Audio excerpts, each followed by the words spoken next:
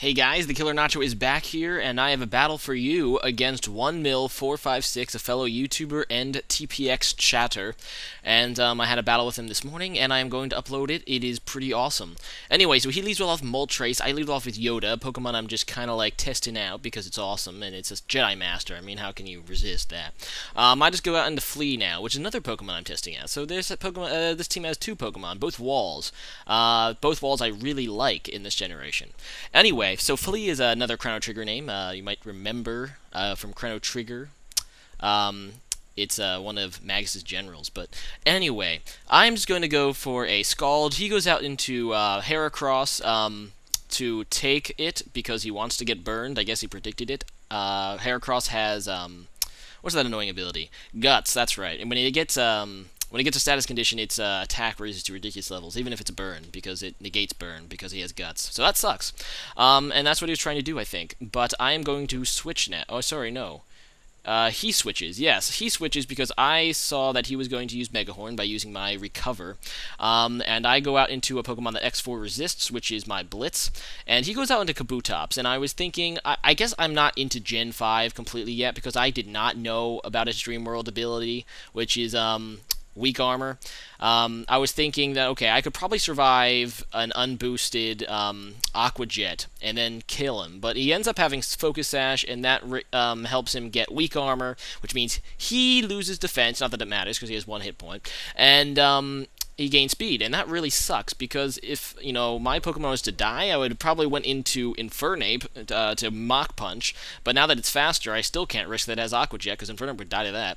But, yeah, I decided to just go back out into Flea and just go Scald, because that'll kill it, and I know I can survive a hit. He ended up going X-Scissor. He said he was contemplating using Stealth Rock, so I guess that was his Stealth Rock or two. Good thing he didn't, because Stealth Rock would have probably been annoying for me this match. Anyway, he goes back into Heracross, and I'm thinking, well, crap. I mean, he could use either Mega Horn or Close Combat, and I just wasn't feeling it. I was just going to let Flea die, but then he ends up missing with the Mega Horn, and I get off for a cover. So that really sucks for him, because Flea's going to become in handy later. I end up just going out into Infernape, having seen the Mega Horn. He kind of makes up for the miss with a crit there, and that really blows. I'm just going to go for a U-turn to see what he switches into, expecting another switch. However, he does not switch. But he misses again, so that's kind of like a drunk Heracross right now. That's what he said, and it's a pretty good analogy. I mean, he keeps missing, but when he does hit, you know, he hits in a pretty crucial area. But, anyway, I just go out into Rape, and I'm just going to up Stealth Rocks, because that's awesome, and, I kind of figured he'd switch. If not, then I would take I would take a little bit of damage, and he would, hit himself with my, Iron Barb, so it's all good. He goes out into Moltres, I guess because he doesn't want that thing to, like, take Stealth Rock damage, and it's a pretty nice play. I go out into Flea, predicting the Fire move. It ends up being Overheat, and this looks to be one of those Choice Scarf, Moltres, so that's kind of good for me, I guess. Not really. Well, it's good because he has to switch now. Anyway, I predicted this Tentacruel like a pro. We actually had a battle before this, but it was like really haxy and it was really one-sided, so we decided to just not post it. But yeah, he kind of went into this thing against my Flea, that first battle, so I kind of figured he's going to do it again, so I went Earthquake, and then I killed it, because I got a crit, which is kind of lame. It would have been a 2-hit KO otherwise, but yeah, oh well. So he goes out into his Prankster, which is his Azelf, which is not really accurate, because Azelf does not get Prankster. He only has Levitate, I believe. But whatever. He goes for a U-turn. I was thinking he had like some kind of grass move, because, you know, I think they can carry grass. I think they can carry Grass Knot. So I decided to go out into Excalibur, but he outplays me there. Just goes U-turn, which cripples my Excalibur. And yeah, I wasn't even going to switch, but he outplays me there. Just goes for a Pursuit, which is a good play. I mean, there's nothing I really could do, because if I tried to switch, you know, he would kill me anyway, and he was faster. So being that was a Specs Latios, or Latios rather. Oh well, live and learn. So yeah, he's locked into Pursuit. I know that won't hurt Yoda too much, so I decided to go into Yoda and then knock off on his switch, which will just cripple something. And I end up getting rid of the Specs on the Moltres, so now it's not really that strong anymore, so I can deal with that. He ends up going for the Fire Blast, and that really does nothing to Flea. I mean, an Overheat, I mean, barely, didn't even do half, and that was when it was boosted by Choice Specs, so that's cool. Anyway, he goes with Hidden Power. I was really worried it was Grass. I guess he was thinking it might be Grass, or one of those situations. But it's not Grass, thank God. I guess it's either Ice or Fighting. That's the two most obvious hidden powers that could be. I guess we're just kind of hoping it was grass too, because I'm not the only person who forgets what hidden powers I gave to my Pokemons.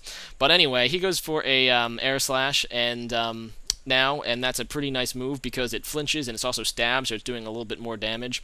And I just kind of want to heal and then kill this thing. I mean, he really can't switch here unless he wants to use his Moltres as death fodder because of Stealth Rocks. I already killed the Tentacruel, and that's the thing he had to Rapid Spin. So he can't get rid of the Stealth Rocks, and another Stealth Rock hit will kill Moltres due to the X4 weakness to that. So I just go for another Recover, and I just go Scald. I really probably should have waited out for more hit points with Recover, but I kind of figured if he flinch and crits me at the same time, that could be, like, good game for my Flea. So I decided just to finish it because I don't want to deal with it anymore. He ends up going into Heracross and close combating, which is... I mean, I kind of expected him to because Close Combat, I think, is stronger than Megahorn. I think Megahorn's base power 100, while Close Combat is 120. So it's a lot stronger. Both of them are stabbed on Heracross, of course. But he does kill me. But this does allow me to go out into Yoda, which is awesome because this is a Ghost type and is not affected by that. And Yoda has an awesome Dream World ability. It just got released, which is why I'm using it now. It's Prankster. For those who don't know what Prankster is, it lets... the user go with +1 priority, or go first always, well, not always, but most of the time, with any move that does not attack, so it becomes a really fun abuser. This is a physically bulky Sableye, and I really like it after this battle. But anyway, I did knock off the Suicune, which is awesome because it gets rid of the leftovers, which is nice. And then I decided to go for the Taunt because I didn't want that thing setting up on me. He ends up going back into Heracross, which sucks, and I make actually a good prediction and go out into Infernape to take the Megahorn, but thanks to his crit earlier, it will be a 2-hit KO. I kind of, like, dropped the hint that it was... Mach Punch, and it does have Mach Punch, actually. I dropped the hint, so I was kind of hoping he'd predict Mach Punch. I was going for U-turn to try to hit that Azelf, and he said he almost went in Azelf, so whatever. Anyway, I go out into Rape now that my Infernape's dead, and that's just going to kill the Heracross. I just go for the Gyro Ball just in case he goes into Azelf, because I'm pretty damn scared of this Azelf. I kind of think it was Scarfed at this point, but it's actually banded, he said, so... yeah, he ends up hitting me with a banded Fire Punch, and look how much that does to Yoda. Not a whole lot, a little under half, or actually probably about a quarter after the leftovers, so Yoda takes that pretty nicely, and that thing isn't even burned. But at this point, both of us are down to 2 guys. I have my Ferrothorn and my Yoda, my awesome little Sableye, and he has Azelf and Suicune. But anyway, I kind of think I can stall him out now with Yoda, just because I do have Taunt and Will-O-Wisp, and because Will-O-Wisp will just prioritize over Azelf's Scarf, which I thought he had, but either way, he's faster than Yoda. I kind of figured I'd be able to stall it out, because with a burn, that Azelf is not threatening, and I do also have priority recover on Yoda, so I'm not really afraid of Suicune as long as it doesn't get Calm Minds up, which I can, keep track of with Taunt. Anyway, he goes back into Azelf here because he thought I'd go into Ferrothorn, but really, that would have been really risky for obvious reasons. And all that really does now is because he double switches, he gets extra damage on his Pokemon with Stealth Rocks and Burn, so thank God I did not overpredict or get greedy there, because now I am in a pretty nice position. His Suicune is taking burn damage every turn without leftovers thanks to the knockoff earlier, so this thing is going to die pretty quickly. Now I decide to go out into Rape because I didn't figure he'd switch this turn, and he just goes for a Surf, which is nice for me. I'm just going to go for a Gyro Ball just in case he feels like trying to go back into Azelf, because Gyro Ball is going to, like... well, destroy Azelf, obviously, because it's really fast, and Ferrothorn is not. But anyway, I just go for the Gyro Ball, and that is going to finish the Suicune, so that's not so bad. His last Pokemon is Azelf. I'm just going to let him kill Ferrothorn with Fire Punch, basically, because I'm not really sure what his other moves are, and I know he'd probably get locked into something. Just to see what he locks himself into. I assume it would be Fire Punch. And even if he does lock himself into Fire Punch, I don't want to chance a crit Fire Punch when I don't have to, because I could have switched into Sableye there, and if he got a crit Fire Punch, that would suck a lot. But I just let him kill Ferrothorn. He takes some damage due to the Ferrothorn's ability, which is... crap. Iron Barbs? Yeah. the rape stuff. And I get the priority burn off on his elf, which means it is a lot less threatening. I'm even going to knock off its choice band, which I see now it's choice band. So, yeah, he really has no chance, and he's going to die to the burn this turn anyway. So that is a great game. It was really close. I mean, I think the difference in that game was maybe the hacks I got, because that allowed my Flea, dang it, what's its actual Pokemon name? Now I can't remember. Oh crap! Hold on, guys. Gastrodon's the name. That allowed my Gastrodon Flea to stick around, which helped me deal with the Moltres. So it was a really close match either way.